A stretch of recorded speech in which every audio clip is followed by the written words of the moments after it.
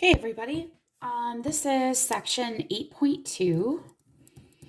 And so we're still in parabolas, but now we're going to be looking at the form f of x equals ax squared plus c. Okay, so what happens when there's a number added to the end of this? Okay, well, you know what? It's not a big deal. Remember that, okay, that our original parent function, okay, which is f of x equals x squared, right? Okay, remember, oh, we have our vertex. So 0 squared is 0. 1 squared is 1. So what I do to one side, I do to the other, because if I were to square a -1, I still get 1. How about 2? 2 squared is 4. 1, 2, 3, 4. What I do to one side, I do to the other, because -2 would also equal 4. Because what's that word? That's right, symmetry.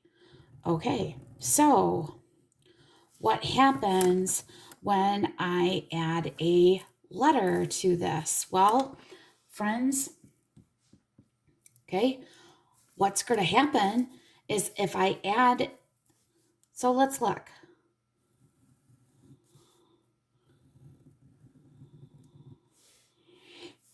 Okay, so if I take f of x equals x squared plus 2, okay, well, I was at 0, 0, right? If you plug this in, I get 0, but then 0 plus 2 is 2. So, whoa, instead of starting at 0, 0, I'm now going to start at 0, 2. Wow, so all I've done is move everything up. So I could take this whole parabola and just move it up 2. So I still have all the same points, 1, 2, 3, 4, except I just start up higher. Okay? Well, friends, that's not a big deal. All right, so what do you think is going to happen when I do this then?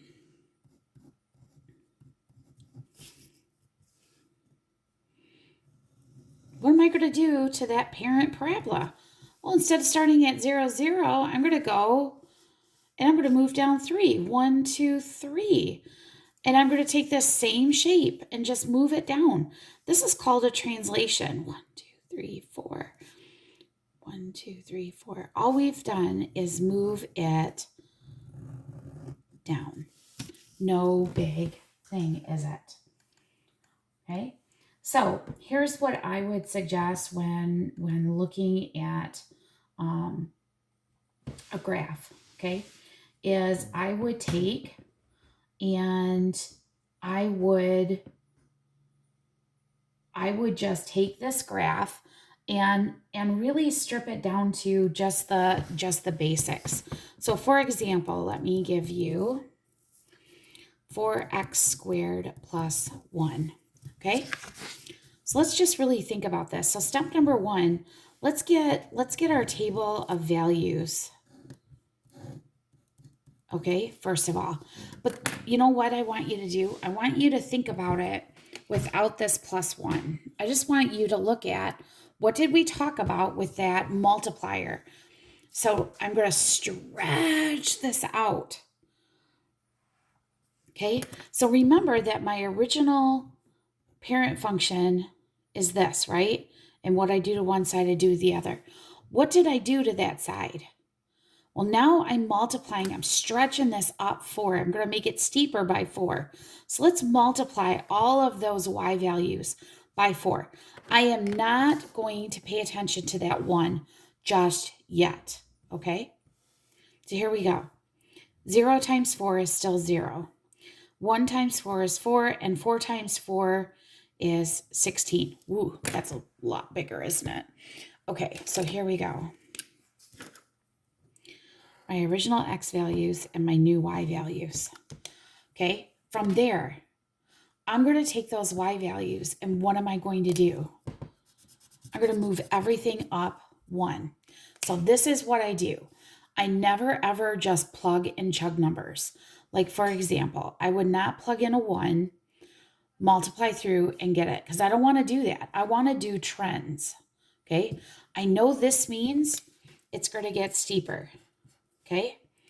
I know this means I'm going to take the whole thing and I'm going to move it up. So that's what I'm going to do. I'm going to take 0, 0, and I'm going to move it up 1, okay? Then I'm going to take 1, 4. 1, 1, 2, 3, 4. Okay. If you want to, you could do it in a pencil and then move it up. So I'm at 1, 4, but now with this yellow, I'm going to move it up 1.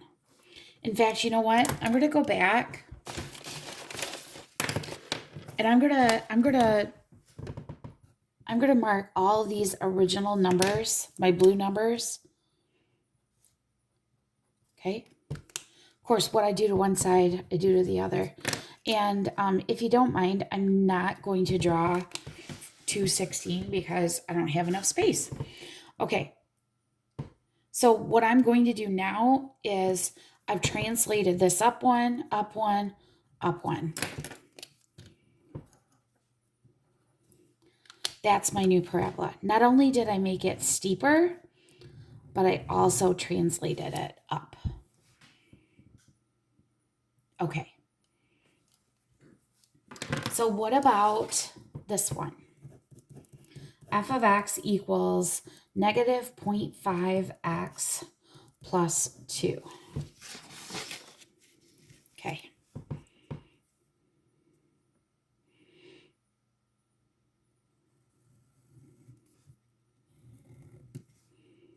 Okay, I'm going to do my XY chart right over here. Okay, here we go. So again, I'm going to cover up this 2 right here and just deal, whoops, I need a squared. Sorry about that. I need a squared. Okay, here we go. So what's my original? Okay, 0 squared is 0, 1 squared is 1, 2 squared is 4. And remember, what I do to one side, I do to the other. Okay. I have a multiplier of negative 0.5. Well, right away, negative means which way is my parabola pointing, up or down? You're right, it's going down. If it's going by 0.5, I just made it like a bunny hill. So I'm going to multiply all my y values by negative 0.5. Okay, you ready? So that's still 0. This turns into negative 0.5, and what's half of 4? Yep, a negative 2. Okay, so this is what I took care of. Here's my x's, here's my new y's. All right, I'm going to go ahead and graph those. So 0, 0, okay, 1 and a halvesy. What I do to one side, I do to the other. I'm so sorry. I should be graphing my line of symmetry, shouldn't I? This is my line of symmetry, isn't it? Okay, and let's see. 2, negative 2.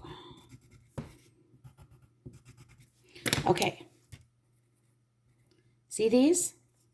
Okay, those are my originals. But what does this graph want me to do? Oh, I just need to move these up 2. Okay, well, that's easy. 1, 2, 1, 2, 1, 2, 1, 2, 1, 2. I just took it and I shifted it. And there's my final parabola.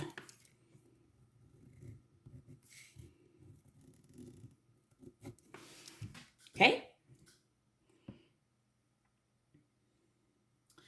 Now, I'm going to do one more extension off the same graph. Wonder if I gave you this.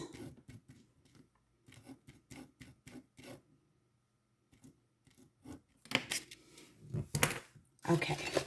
What does this mean? Okay. What in the world? So let's say this, for example. Okay.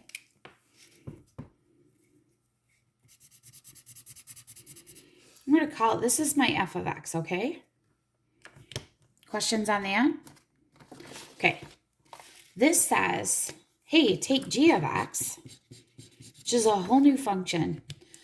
But in order to get g of x, I need you to take the original f of x and do this to it. So what does that mean? So what does it want me to do to this function? Oh, well, it just says take this and move it down 7. Okay, so I literally would move this thing down 7 if I had enough space. I'm out of space. Okay. Hey, could you move it down 7? That's really all. Well, you know what? Hold on a sec. I could probably do that. Here we go. Let's see if I can get this lined up right. How's that? Does that look pretty good? I can. Okay. Well, here we go. I'm going to go 1, 2, 3, 4, 5, 6, 7. 1, 2, 3, 4, 5, 6, 7. 1, 2, 3, 4, 5, 6, 7. Now, the nice thing is,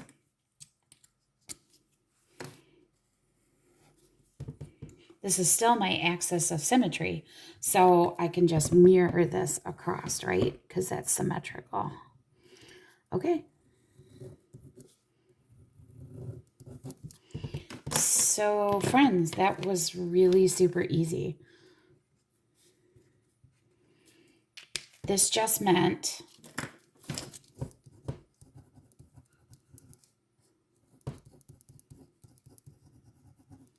move f of x down 7. Okay?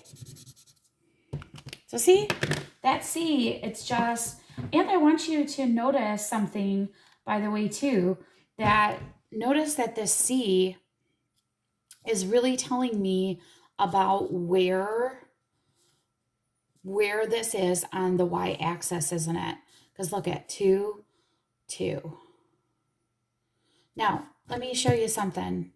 See this 2? What is 2? What is 2 minus 7? Well, that's negative 5, right? So let's see. 1, 2, 3, 4, 5. Oh my gosh. Negative 5 is where it is. So that C is really, so special.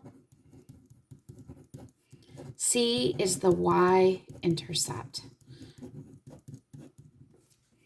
Okay, that's something special. I better highlight because that is a pretty important concept.